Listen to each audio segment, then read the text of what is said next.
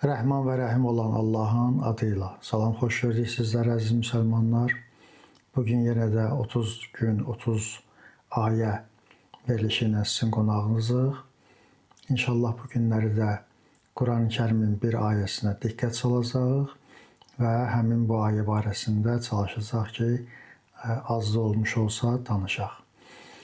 Bugünkü ayəmiz Quran-ı Kərimin Qafir surəsindəndir. Qafir surəsinin 60-cı ayəsində mütəallı olan Allah bu ayənin bir hissəsində buyurur: "Ud'uni əstəcib ləkum."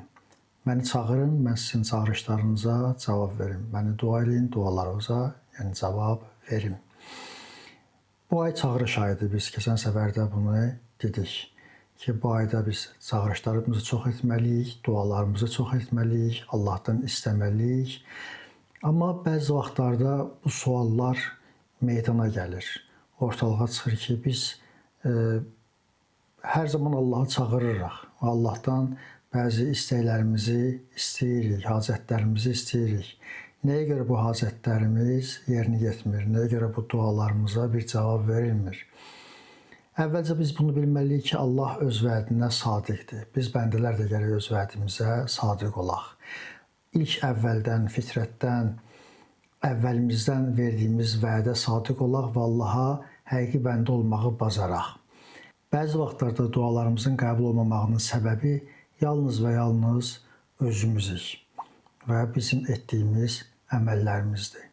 Biz əgər Kumel duasına nəzər salsaq, Kumel duasında görərik ki, Əmir əl-Müminin Kumel ibn Ziyada duanın bir hissəsində bu cür nörgədir ki, Kumel bu cür nədiylə: Allahümmə əğfirliyə zunubəlləti təhbisud dua. Ey mənim Allahım, mənim o günahlarımı bağışla dinən ki, o günahlarım mənim dualarımı həbs edir. Yəni, bizim etdiyimiz günahlar, bizim etdiyimiz düzgün olmayan, yanlış olan əməllər bizim dualarımızı, çağırışlarımızı saxlayır, qarşısını alır. O dualarımız həbsdə qalır.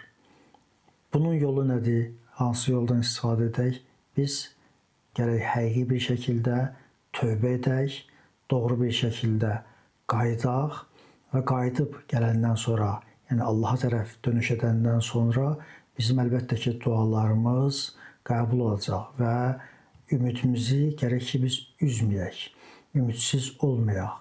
Ümidlə irəli gedək, tövbə edək və tövbə edəndən sonra dualarımız qəbul olacaq və etdiyimiz duaların biz nəticəsini görmüş olacaq.